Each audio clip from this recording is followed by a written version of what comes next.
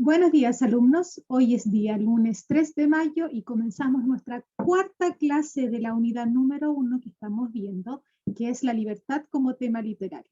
Recuerden que estamos viendo el concepto del género lírico dentro de este movimiento literario llamado romanticismo. Por lo tanto, hoy día nos toca ver las figuras literarias dentro de estos poemas. Entonces, el objetivo, interpretar expresiones figuradas presentes en el poema. Por lo tanto, para poder entender estas figuras literarias, necesariamente debemos saber que las palabras pueden tener, aparte de su lenguaje literario, es decir, su significado real, poseen una interpretación, un lenguaje figurado, es decir, un doble significado que va a depender, ¿cierto?, de su lenguaje real, de su significado real, pero en este caso se utilizan para conseguir mayor expresividad dentro de un poema. Como por ejemplo, la palabra corazón puede tener su, en este caso, significado literal, real, como un órgano vital, y su lenguaje figurado utilizado en los poemas podría ser este sentimiento de amor. Por lo tanto, vamos a ver que las palabras pueden tener su lenguaje literal y en este caso el figurado, el que vamos a usar para analizar estas figuras literarias. Si nosotros vemos que muchas veces en la vida cotidiana utilizamos 100% nuestro lenguaje literal para referirnos a ciertos momentos, a ciertas cosas, ¿cierto? Y eso se va adaptando según nuestra lengua y sobre todo nuestro nivel de habla, ¿ya? Por eso tenemos palabras como estar playa, me dejáis peinado para atrás, estar choclo, vender la pomada, estar de perro, andar con la pera, estar pato, ser sapo, hacer una vaca, echar la foca, hacer pollo, vender la pesca. Es decir, un sinfín de, en este caso, refranes, ya que nos van a servir, ¿cierto?, para aludir a una realidad de manera figurativa, interpretativa, que para poder saber a lo que se está refiriendo, necesariamente debemos conocer el contexto, la situación en la que se dice, ¿cierto? Y a qué se refiere. Entonces, ¿para qué sirven las expresiones figuradas? Las expresiones figuradas se pueden utilizar para denominar a las cosas de otra forma. También, ¿cómo pueden reconocerse estas expresiones figuradas? Ya se pueden reconocer porque generan y designan a otras cosas.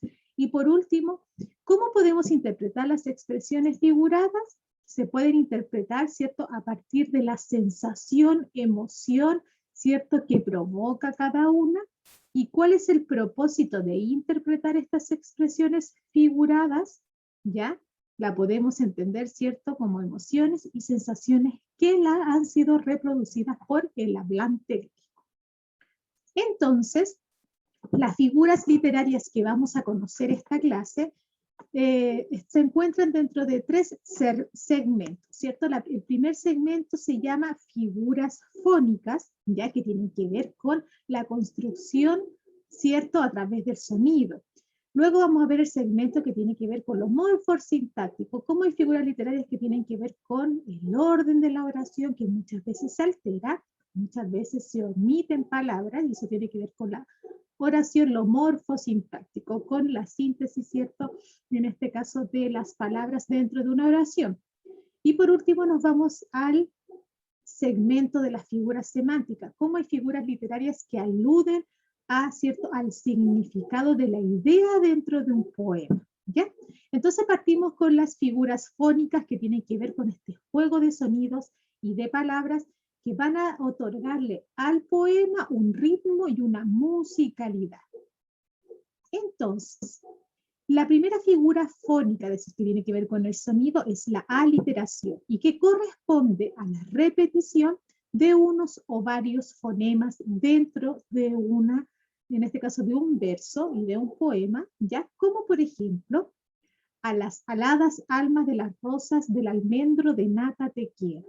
Es decir, en esos versos se repite un sonido consonántico y vocálico que es la A y la A y la E. Ya, entonces, a las aladas almas de las rosas del almendro de nata te quiero. Entonces, para que exista literación, debe haber una repetición de sonidos consonánticos y vocálicos dentro de ¿cierto? De los versos dentro de un poema. Pero también tenemos la anáfora. La anáfora tiene que ver con la repetición, ¿cierto? De un sonido, ya que se repite más de una vez la palabra dentro del poema, ¿ya? Entonces ya no es la repetición de sonidos como, en este caso, como el sonido consonántico, como los fonemas en la aliteración, sino aquí es la repetición de una palabra y eso produce, ¿cierto? Que exista la repetición de un sonido. Como por ejemplo, un ejemplo de anáfora es salir fuera sin duelo, salir sin duelo, lágrimas corriendo. Por lo tanto, como se repitió la palabra salir, hay una repetición, ¿cierto?, de sonido, y como es una repetición de palabra, es una anáfora. Y la última figura fónica es la paromasia, que tiene que ver con, ¿cierto?, emplear palabras con sonidos similares, ya que las palabras se dicen igual, pero, ¿cierto?, en este caso tienen un significado muy diferente. Por ejemplo, el erizo se eriza de risa. Erizo y eriza suenan igual, pero corresponden a significados literales diferentes. Es decir, si nosotros lo buscamos en el diccionario, son significados diferentes. Pero es una paromasia porque son palabras que suenan igual, ¿ya? Pero tienen un significado diferente, como risa de risa. Yéndonos a las figuras morfosintácticas que tienen que ver con la supresión o la repetición de palabras, o alterar el orden de las palabras dentro de una oración, todo esto bajo un estilo literario que va a tener en particular cada poeta, ¿ya? Y hablante lírico, encontramos solamente una figura aquí, que es la que vamos a ver, y es la polisínteton, que tiene que ver con la utilización reiterada de la conjunción. En este caso, la que vamos a ver solamente es la I, que es una conjunción, es un nexo que une palabras, ¿cierto? En este caso, frases, con un sentido particular. Entonces, el polisínteto va a ser la utilización reiterada de una conjunción para darle mayor expresividad, en este caso, e intensidad a lo que se quiere decir. Por ejemplo, hay un palacio y un río, y un lago, y un puente viejo, y fuentes con musgo y hierba, alta y silencio, un silencio. Por lo tanto, ahí lo que se reitera es la conjunción y, que es la que se va a utilizar más si lo pregunto en la prueba, ya, y cuando está el i es porque es una conjunción, por lo tanto hay una reiteración en la construcción de la oración, por lo tanto pertenece a una figura morfosintáctica. Y por último, nos vamos al campo de las figuras semánticas que tienen que ver con el sentido, con el significado y la conexión que hace, ¿cierto?, el hablante lírico con el objeto lírico y la emotividad. La primera figura semántica es la comparación, donde se va a hacer una comparación con un término real, con un término imaginario, ¿cierto?, a través de los nexos como, tal como, más que, menos que, es decir, con la intención de comparar ideas. Ya es como decir, tus ojos son como dos luceros, ¿cierto? Y ahí estoy, ¿cierto?, semejando, en este caso, una semejanza entre los ojos, que es un término real, con luceros, con su profundidad, ¿cierto? En este caso, en este espacio sideral. Entonces, tus ojos son como, y ahí utilizo el nexo como, dos luceros. Por lo tanto, hay una comparación. Otro ejemplo, unos cuerpos son como flores, otros como puñales. Entonces, si vemos el nexo como, ahí hay una comparación. La metáfora se asemeja mucho a la comparación, ya que es una comparación la metáfora, pero de forma implícita.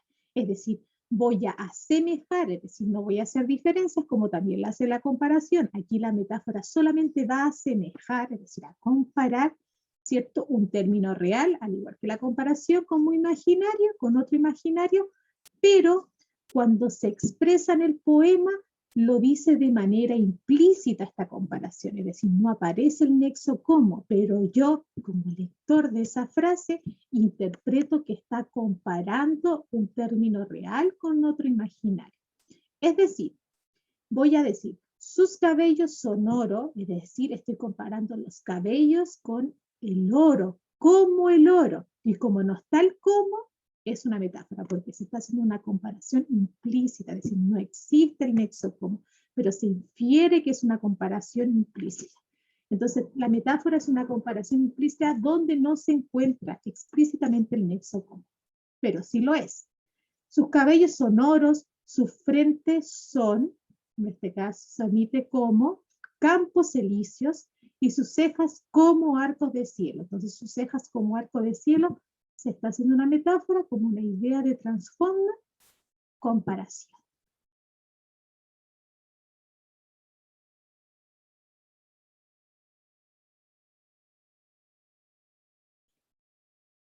Entonces, viendo estas dos frases, ¿ya? Entonces, la tercera figura semántica se llama personificación, es decir, es otra figura, pero que va a aludir a lo siguiente. Va a consistir en atribuir cualidades o acciones propias de seres humanos a animales, objetos, ideas abstractas que no lo tienen, como por ejemplo las estrellas nos miraban mientras la ciudad sonreía. Sabemos que las estrellas no nos miran porque son inanimadas, ¿ya? Y la ciudad tampoco nos sonríe. Por lo tanto, le otorgo, en este caso el hablante lírico, le otorga a, en este caso, a seres inanimados, objetos, ideas abstractas, en este caso, cualidades o acciones humanas. Y por último, la última figura semántica es la hipérbole, es decir, vamos a ver que en muchos versos se va a exagerar la realidad, se va a exagerar el sentimiento que se quiere expresar, ya con la idea de transmitir y conseguir una mayor fuerza expresiva. Por ejemplo, por tu amor me duele hasta el aire, el corazón y el sombrero. ¿Ya? Entonces, si el poeta, el hablante lírico, expresa el sentimiento y lo hace total, en este caso, para toda su existencia, ya donde en este caso compromete un conjunto mayor de lo que está expresando, es un hipérbole.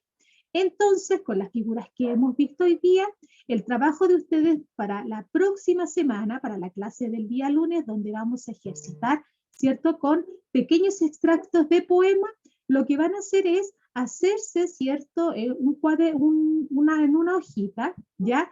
Escribirse todas las figuras literarias que hemos visto ahora, las de sonido, las que tienen que ver con la morfosintáctica y las semánticas que tienen que ver con el significado, se lo escriben como un apunte, ¿ya? Para que lo tengan a mano y el día lunes podamos ejercitar, ¿cierto? Y ustedes así puedan reconocer y mirar su apunte de manera más directa y rápida, ¿ya? Y recordar, ¿ya? Y que es muy importante, que el próximo viernes 7 de mayo de esta semana, a partir de las 2 de la tarde, vamos a realizar la prueba, ¿cierto?, de lectura complementaria llamada El Guardián entre el Centeno. Y que el jueves 6, es decir, el día antes, ustedes me tienen que entregar en Classroom, ¿cierto? Y tienen que responder el cuestionario que tiene una calificación de 5 décimas y donde tienen que expresar el desarrollo y análisis. Se pueden también, en este caso, respaldar con el video que les dejé ahí de la reseña y de la síntesis de este libro. Lo contestan y me lo entregan hasta el día jueves, ¿ya? Y el día lunes con su apunte, ¿cierto?, de las figuras literarias para que podamos resolver, ¿cierto?, todos los ejercicios que vamos a colocar y que también voy a poner décimas por participación. Eso, alumnos, que estén bien. Nos vemos el próximo lunes en clase con la materia de la unidad y el viernes vamos a hacer un análisis del libro, ¿cierto?, del Guardián entre el Centeno antes de la prueba para que nos vaya súper bien, ¿ya? Cuídense, que estén bien. Chao, chao.